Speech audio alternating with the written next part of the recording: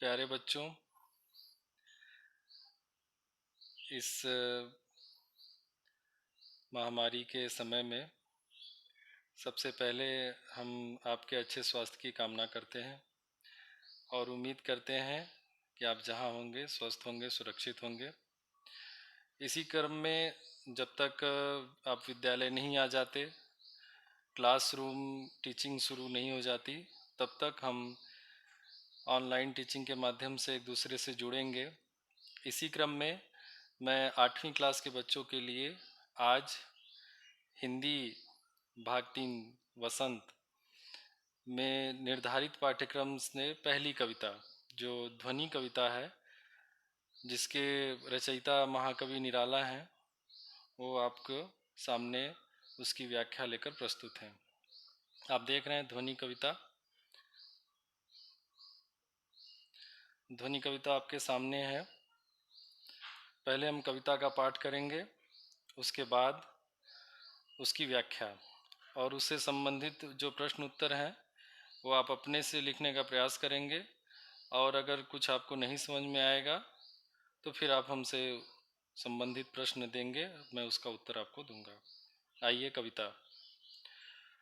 अभी न होगा मेरा अंत, अभी अभी ही तो आया है मेरे वन में मृदुल वसंत। अभी न होगा मेरा अंत। हरे हरे ये पात, डालियां कलियां कोमल गात, मैं ही अपना स्वप्न मृदुल कर फेरूंगा निंदित कलियों पर, जगा एक प्रत्युष मनोहर। पुष्प पुष्प से तंदारस लालसा खींच लूंगा मैं, अपने नवजीवन का अमृत सहर्ष सींच दूंगा मैं। द्वार दिखा दूंगा फिर उनको, है वे मेरे जहां अनंत, अभी न होगा मेरा अंत। कविता का प्रसंग समझ लीजिए। कविता का प्रसंग स्पष्ट है। कवि प्रकृति के माध्यम से मनुष्य के जीवन की निराशा हताशा को दूर करना चाहता है।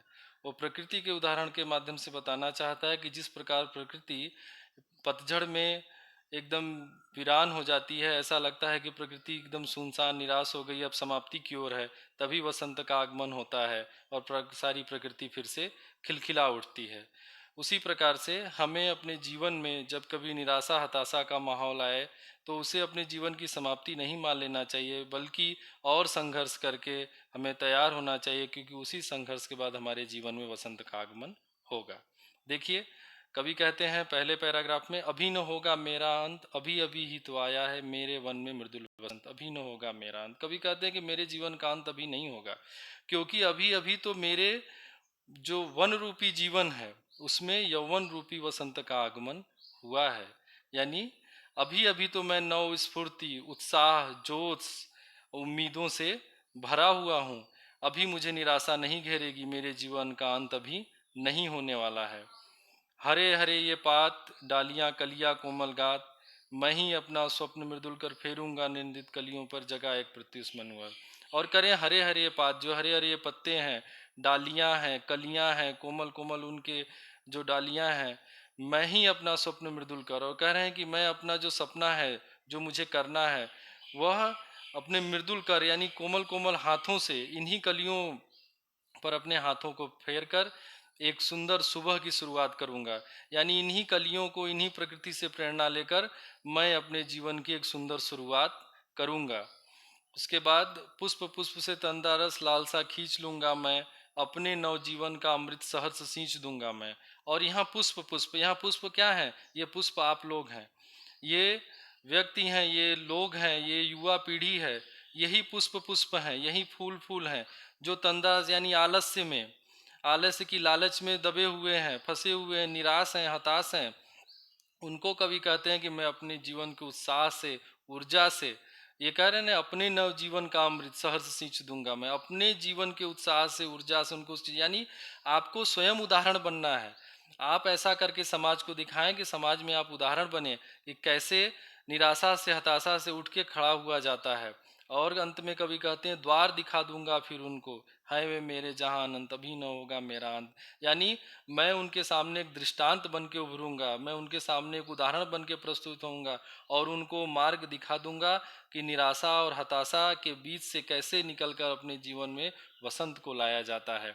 यानी इस कविता के माध्यम से कवि हताशा को, निराशा को, दुराशा को दूर कर उत्साह, ऊर्जा और स्फूर्ति को जीवन में संचार करने की बात करता है।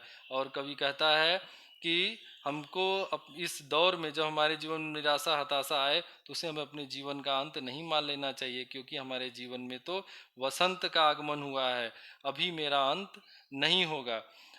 कुल मिला के कवि इस कविता में प्रकृति का उदाहरण लिया है कि किस प्रकार से प्रकृति को देखिए, प्रकृति किस प्रकार से भरी हुई है चारों तरफ, हर समय हर परिस्थिति में प्रकृति हमारे लिए उदाहरण बनती है। और इस प्रकृति से हमको ऊर्जा लेना है और अपनी ऊर्जा से समाज को ऊर्जावान करना है, और इस समाज से निराशा, हताशा को दूर करना है और उनको वो मार्ग दिखाना है जिस मार्ग पे चल के वो सफल होंगे। इस कविता में कुछ कठिन शब्द हैं, उनको भी आप देख सकते हैं। जैसे मृदुल का अर्थ कोमल होता है। वसंत एक मौसम है जिसमें प्रकृति पुष्पित पल्लवित हो जाती है, सुंदर हो जाती है। गात मतलब ये पात पत्ते हैं, डालियां कलियां, इनका अर्थ आप जानते ही हैं। निंदित यानी नींद में पड़े हुए। प्रत्यूष यानी सुबह, मनोहर यानी सुंदर। तंदालस यानी नींद में डूबे हुए, आलस्य में डूबे हुए। और द्वार यानी वो मार्ग, वो दरवाज़ा जहाँ से हमको आना जाना है। ये कुछ कठिन शब्द हैं। बहुत सरल कविता है और कविता का भाव स्पष्ट है कि जीवन से निराशा को दूर कर कैसे हमको उत्साह का संचार करना है। और इस कविता से 3 प्रश्न हैं। कवि को ऐसा विश्वास क्यों है कि उसका अंत अभी नहीं होगा? सरल उत्तर है और ये मैं अभी नहीं बताऊंगा, इसका उत्तर आप लोग लिखकर हमको बताएंगे। फूलों को अनंत तक विकसित करने के लिए कवि कौन कौन सा प्रयास करता है? और तीसरा, कवि पुष्पों की तंद्रा और आलस से दूर हटाने के लिए क्या क्या करना चाहता है? ये 3 प्रश्न हैं, आपके गृह कार्य हैं। और इस कविता को आप देखिए, इस वीडियो को, उसके बाद बताइए कि वीडियो आपको कैसा लगा। क्या कुछ और चीज़ें जो इसमें आपको बताना है, कहना है, वो भी हमको बताइए। तब हम इसके बाद, इस कविता के बाद दूसरे पार्ट के लिए अगला वीडियो तैयार करेंगे। धन्यवाद।